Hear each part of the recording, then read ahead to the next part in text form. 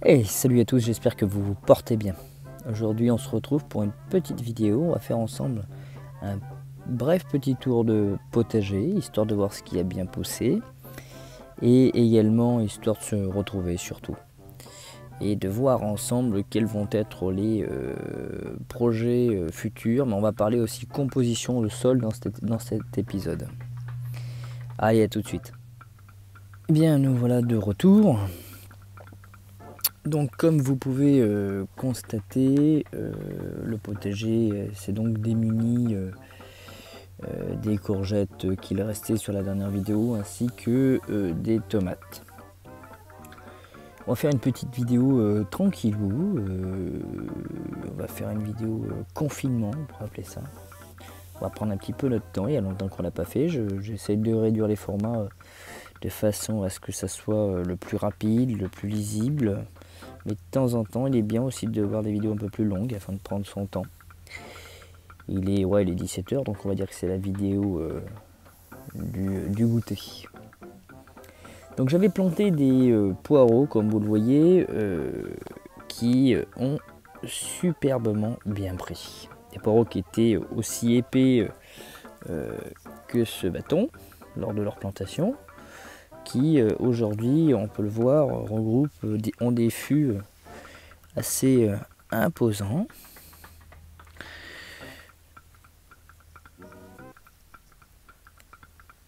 Hop. Donc ils ont merveilleusement bien poussé. On peut le voir, on doit avoir, je sais pas, 2, 4, 6, 8, 10, 12, 14, 16, 18, 20, 21 pieds de poireaux, je ne compte pas ceux du fond. Et vous allez voir la nette différence entre ceux-ci, qui donc ont été, on le voit, butés, de façon à blanchir un maximum les fûts. Ils ont aussi été, comme on le voit, coupés, donc 2 fois. Une première fois lors de la plantation et une seconde fois il n'y a pas si longtemps, de façon à ce que les fûts grossissent. Et je les couperai une troisième fois passé l'hiver, en fin d'hiver, de façon à donner un coup de fouet. La mâche aussi. La mâche, elle est merveilleusement grosse. Elle est extraordinaire, cette mâche. Donc je rappelle la variété coquille de Louviers. Variété que j'avais pendant très très longtemps sous le coude et que je n'avais jamais essayé d'acheter. Et puis là, je suis tombé dans ce magasin. Donc la variété coquille de Louviers, de chez la ferme de Sainte-Marthe. Donc dans ce magasin il n'y avait que cette variété en bio parce que je ne cultive que en bio, je travaille que dans du bio, je ne cultive que du bio et donc je suis impressionné. J'ai donc essayé plusieurs variétés, j'ai essayé donc la coquille de Louviers, j'ai essayé grosse graine. Et la troisième, dont je ne me souviens plus, que vous retrouverez dans les vidéos précédentes, puisqu'elle sera à chaque fois filmée. Donc ici, on a fait le tour de notre mâche. On peut voir notre salade, donc jeune plant, qui avait été acheté donc Elstein. On n'est pas sur une grosse réussite. La variété, pour ceux qui l'auront déjà reconnu, c'est la Lolo Rosa. Elstein. On n'est pas sur quelque chose d'assez productif. Donc on a une nette différence, je reviens sur les poireaux, entre ceux-ci qui sont très petits, on peut voir, et ceux-là qui sont volumineux. Alors il est conseillé dans une politique d'association de culture d'associer les poireaux aux fraises. Mais je sais pas si c'est le fait qu'ils soient associés aux fraises qui ralentit leur croissance ou pas. Donc point de vue à approfondir, à voir. Donc là je ne sais pas. mais ils sont vraiment minuscules par rapport au gros pépère qui se trouve ici. Donc la Lolorosa qui elle stagne comme je le disais. J'avais semé aussi des radis, donc vous les voyez, c'est tout l'îlot qui est ici, qui eux profitent, mais alors on est sur un radis noir, bien plus long à pousser qu'un radis standard rose type flamboyant ou voilà, donc les feuilles sont extraordinaires. J'en ai tiré 2-3 pour voir l'état de la croissance l'autre jour, et puis histoire d'aérer. La croissance se passe bien, donc je laisse se faire. Oui, on peut voir l'état du poireau. C'est minuscule par rapport à ce qu'on a là-bas, quoi. Donc je désespère pas, il n'y a aucune présence de maladie, donc je laisse se faire. Donc on va parler aussi structure du sol. Quand je suis arrivé sur ce potager, il est à noter que le potager était en culture quasi, on peut dire, agricole intensive, c'est-à-dire avec l'usage de divers ingrédients type engrais, chimiques, tout ça. Et j'ai complètement bouleversé la donne, puisque non seulement ce potager n'était en aucun cas paillé, en aucun cas nourri, sauf artificiellement par des engrais chimiques. Je suis désolé, mais c'est pas le confinement pour tout le monde, manifestement. On est dimanche, hein, et il est presque 17h15. Et donc, du coup, ce que je voulais dire, c'est quoi là? Donc à la base, ce potager n'était en aucun cas paillé ni nourri.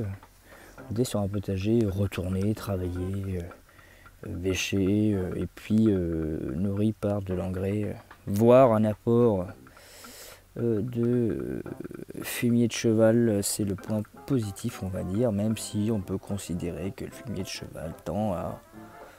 Certains le pensent, j'en ai pas pour le moment eu l'usage, donc je ne peux pas l'affirmer, tend à avoir un aspect négatif de brûlure sur les racines. Après, je ne sais pas, j'en ai pas l'expérience, j'en ai pas fait l'expérience, donc je ne vais pas m'avancer là-dedans. Donc là, le but étant de, comme on peut le voir, de bousculer complètement la structure, parce que j'ai fait un apport organique, de matière organique, de tonte de pelouse. On a tout un tas de, comme on le voit, hein, comme je le pratiquais déjà à l'époque, d'aliments, d'épluchures. Et étant donné que je travaille dans le bio, je peux ramener du magasin, en plus de la consommation personnelle, des matières organiques restantes du rayon fruits et légumes, de façon à compléter ce compostage de surface. Donc la structure a évolué considérablement, puisque j'ai fait 2 fois de paillage, puisqu'une première couche a été apposée disons fin août début septembre, qui avait été quasiment pour l'intégralité digérée de manière ultra rapide. Et la seconde couche qui a été réinstallée il y a environ un bon mois, donc début octobre, et qui déjà, on peut le voir, hein, se réduit massivement, puisqu'il y avait quand même presque 10 cm. Il y avait presque 10 cm, et on peut voir que là on arrive déjà à le terrain. Donc le paillage, donc le sol avait forcément un petit peu faim. Et là on a une évolution considérable, puisqu'on retrouve des vers de terre qu'on n'avait plus. Il était difficile de trouver dans le sol. On a une structure qui commence un petit peu à se caractériser. Et l'amélioration du sol qui peut expliquer aussi peut-être la grosseur de ces mâches considérables. Puisque là, vous vous en doutez qu'aucun engrais n'a été apposé, puisque je m'y refuse. Aucun engrais, sauf les engrais dits organiques, afin comment dirais-je, donner un petit effet coup de fouet. Mais quand je dis organique, c'est-à-dire engrais type fumier de cheval, on peut le discuter. Ah, je viens de découvrir peut-être que mes poireaux sont malades. Alors je ne sais pas. Ça ressemble à la mineuse, donc je fais quand même très attention à ça. Mais il ne flétrisse pas. Donc je suis pas sûr.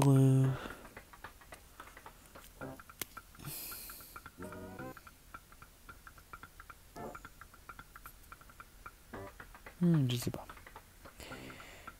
Ouais. Donc, le zoom se fait mal. Enfin, donc voilà, le but était donc de structurer ce sol, de l'améliorer, d'y apporter un maximum de matière organique et l'opération est donc réussie. J'ai fait une petite taille légère de bambou ce matin, je la porte de façon à essayer de respecter au maximum le rapport carbone-azote.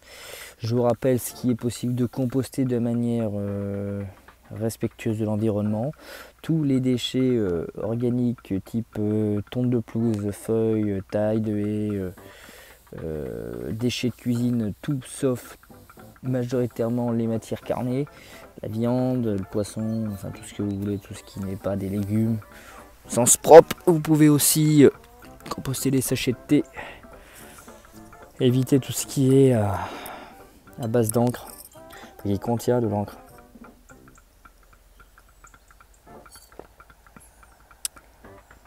Vous pouvez mettre du carton aussi, le plus neutre possible. Le carton est très très bon pour la structure du sol. Et puis j'en oublie certainement, fruits, légumes, certains ont un petit doute sur les agrumes. Certains pensent que les agrumes ralentissent la décomposition, d'autres disent que non. Alors moi je l'ai fait. Les agrumes se décomposent très bien, j'ai pas de soucis. Hein. Je n'ai pas remarqué pour moi. Pour le moment, je n'avais pas fait le constat. Donc voilà, je voulais faire un petit tour avec vous pour qu'on parle structure sol.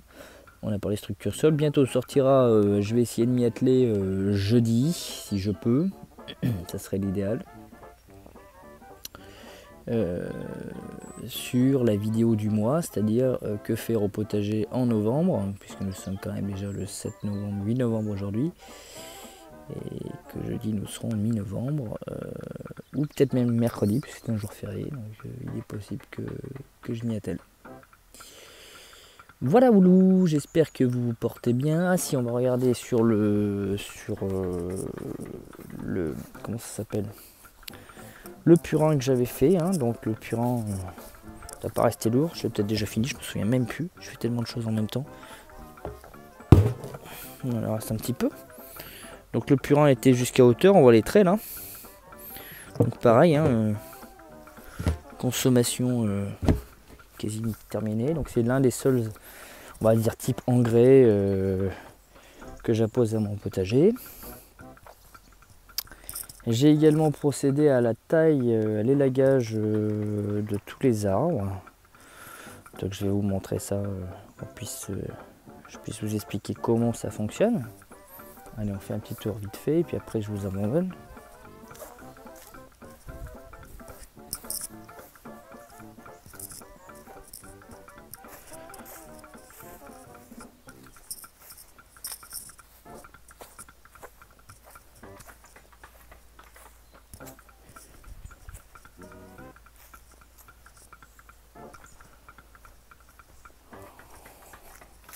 Donc j'ai planté les fruitiers dernièrement avec mon beau-père. Donc voilà, j'ai fait une taille assez volumineuse de ces arbres. Donc le but était donc de les aérer au maximum au centre afin de laisser passer l'air et d'éviter les maladies. Donc là on peut le voir, hein, sur ce poirier. Donc idéalement, ce qu'il faudrait faire, c'est tailler tout ce qui est à noyau entre fin octobre, début novembre, voire mi-novembre. Et à tout ce qui est à pépins à partir de février. Moi, ce que je n'ai absolument pas fait, puisque vous voyez donc j'ai taillé les poiriers, j'ai taillé les pommiers, parce que février, je n'aurai certainement pas le temps. Je vais avoir un programme de début d'année assez chargé. Et donc voilà, je l'ai pris un petit peu d'avance. Je l'ai eu déjà fait sur ces périodes, ça n'a pas empêché une fructification, une abondance. Donc on peut le voir, hein, tout est bien été nettoyé sur les intérieurs, de façon à laisser passer un maximum l'air et d'éviter au maximum les maladies. On peut lui mettre un petit coup de boost, quoi. Le bonsaï se porte merveilleusement bien, puisque vous savez que j'ai un bonsaï érable Burger à la maison. Si vous avez loupé ça, vous pourrez voir les vidéos dans la playlist. Il est en train de perdre ses feuilles. Je posterai certainement une photo pour ceux que ça intéresse. Voilà, je vous laisse et je vous souhaite à tous une belle soirée, une bonne début de semaine qui s'annonce. Et puis prenez soin de vous surtout, c'est méga important, et prenez soin de votre famille. Faites bien attention à cette maladie. Allez, ciao à tous, je vous souhaite à tous une belle soirée.